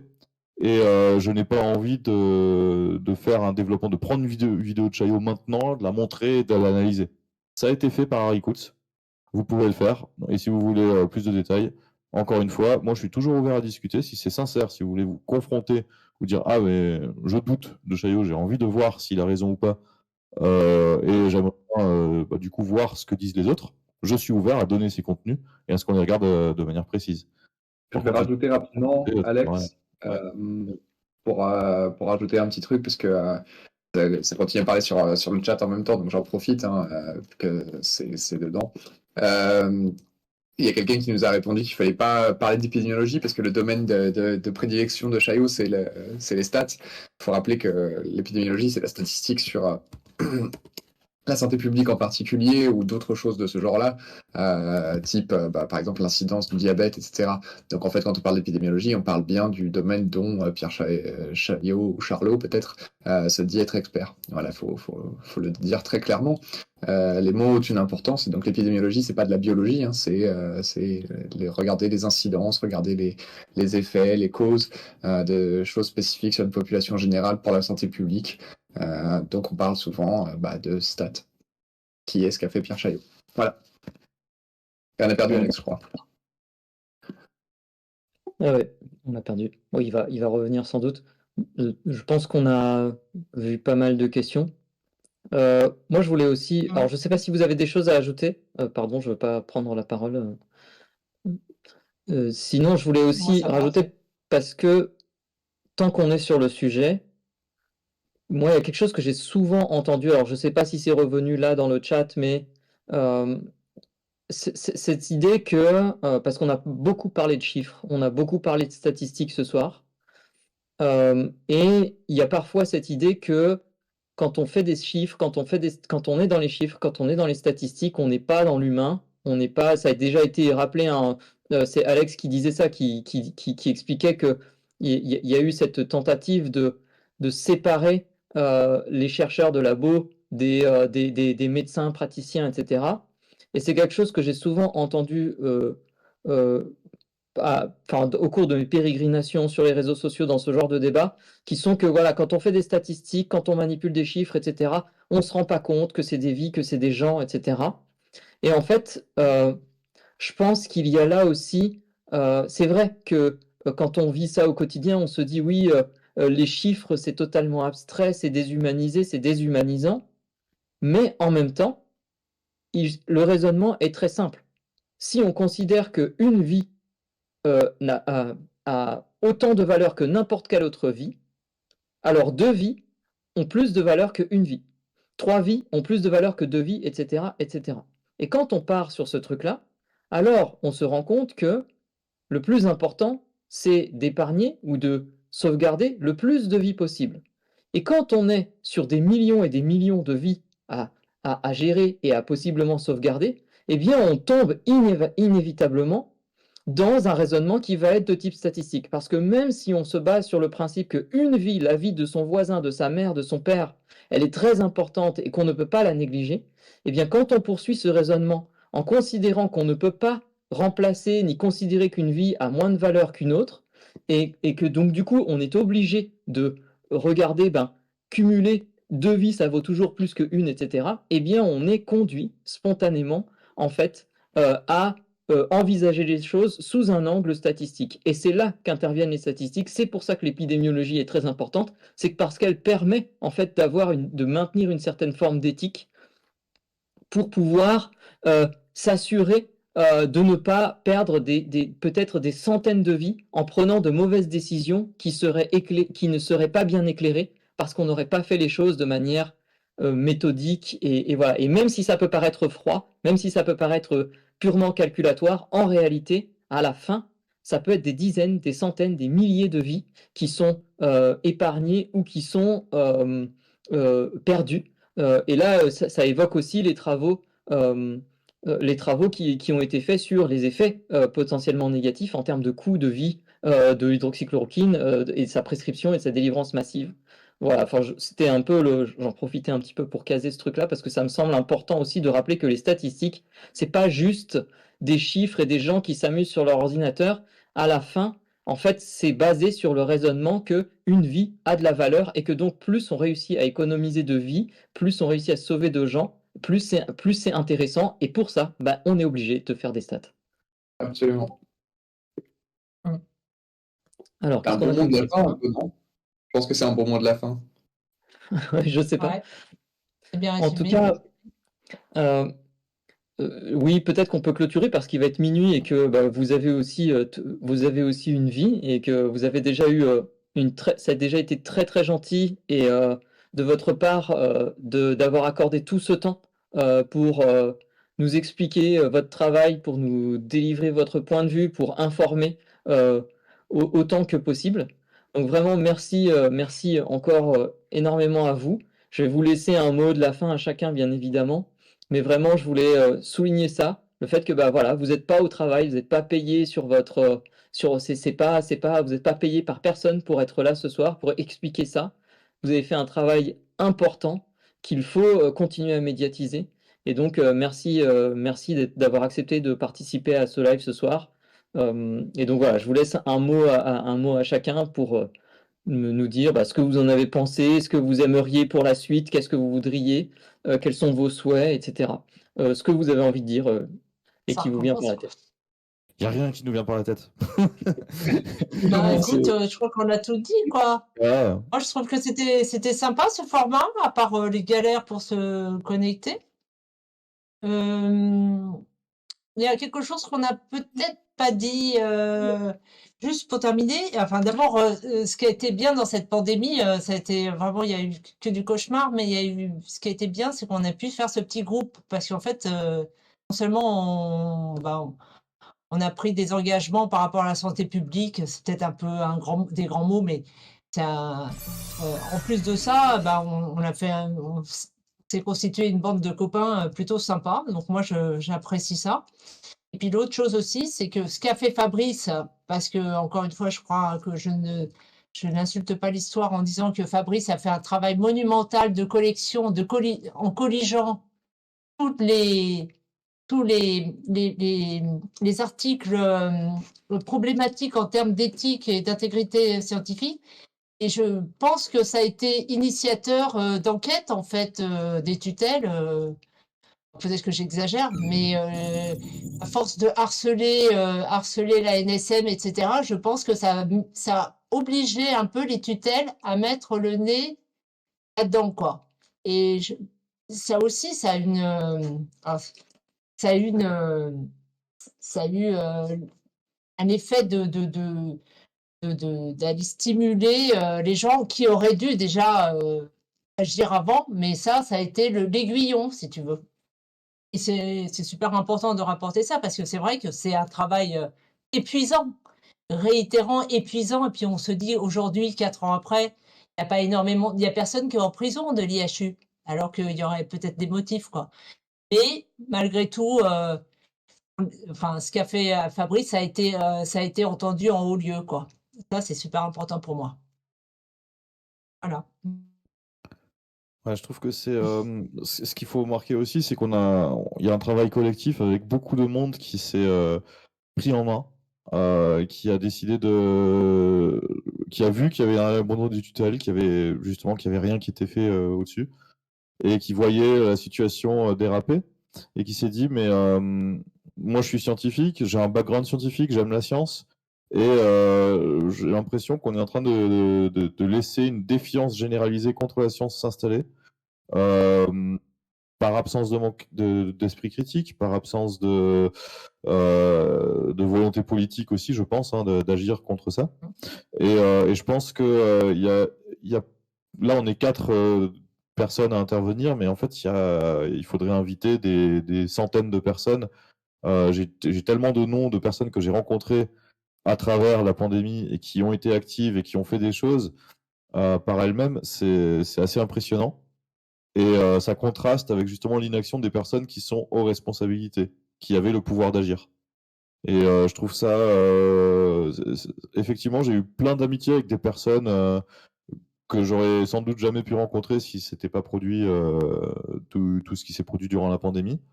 Donc finalement, il y a aussi un côté positif qu'on peut en retirer, c'est ça.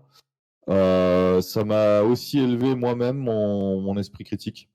J'étais beaucoup moins critique et beaucoup moins alerte, on va dire, avant la pandémie, sur différentes désinformations. Il y a des choses que je gobais assez facilement, hein. Par exemple, je vais donner un exemple très concret. Je ne me suis jamais intéressé aux statines plus que ça. Je n'étais pas très compétent, on va dire, sur le sujet des statines. Et j'avais vaguement entendu un documentaire sur Arte qui disait que les statines, fallait surtout pas en prendre, que c'était big cholestérol, la mafia industrielle qui nous forçait à prendre des statines pour nous arnaquer, etc. C'était un discours en tant que militant de gauche où je m'y sentais sensible en fait, hein, et j'avais envie d'aller vers ça.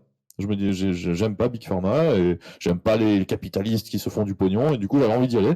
Donc j'avais pas vraiment allumé mon esprit critique.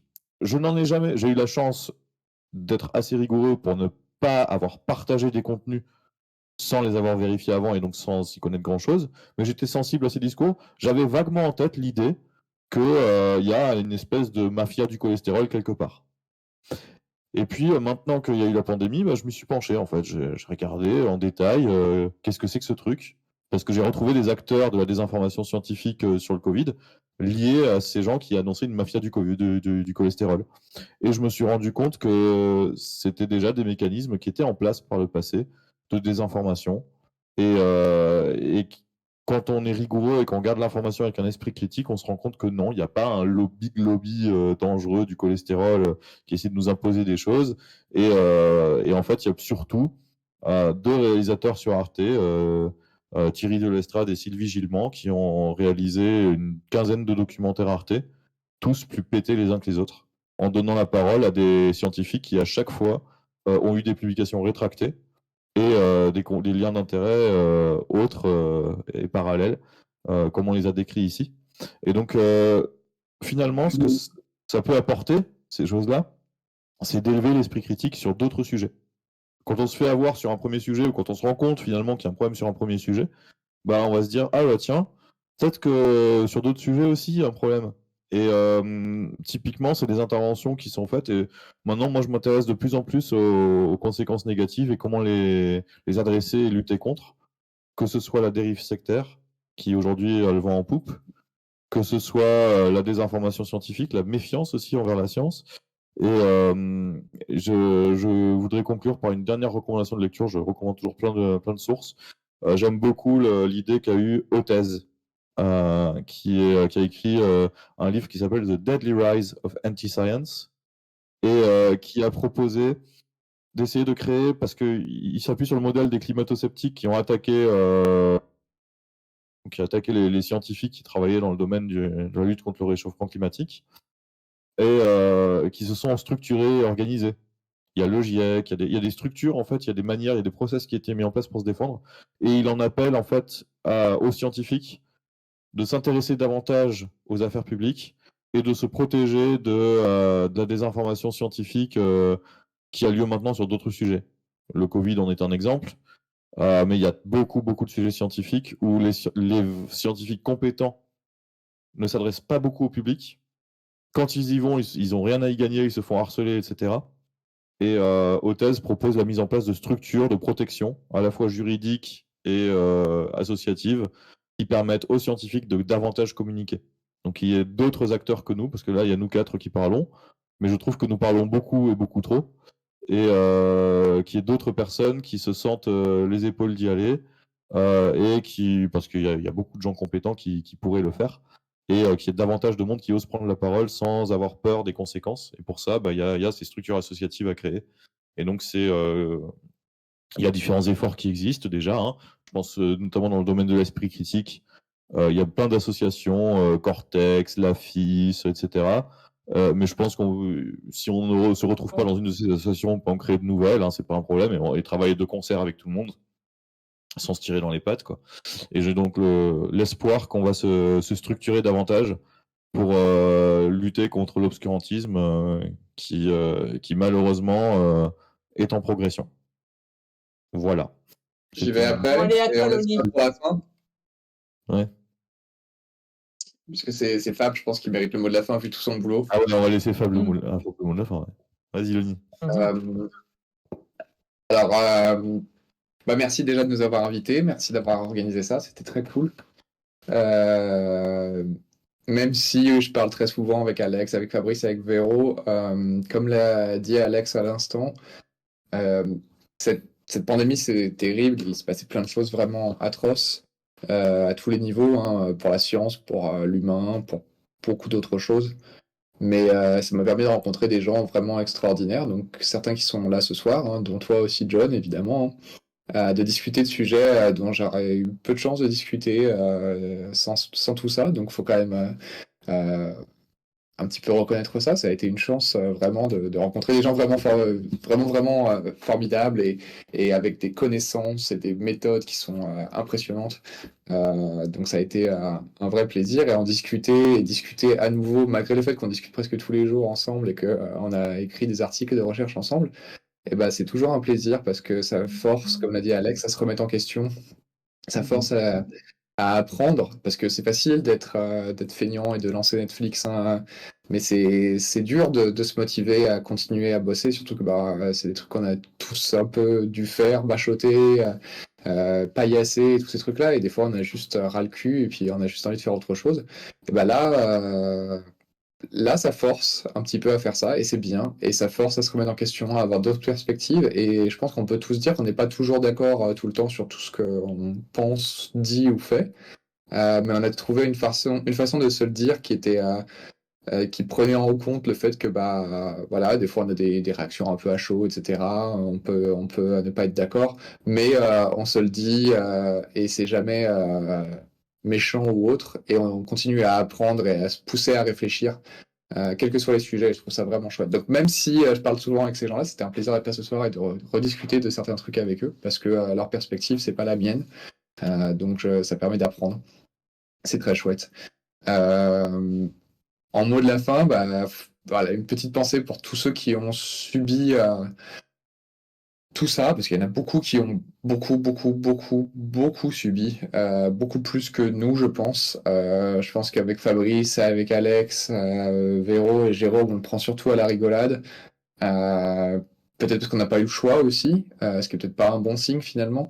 Peut-être que si on avait été un peu plus protégé dès le départ par des institutions ou des gouvernements ou des facs ou voilà ou des assos, ça aurait été bien.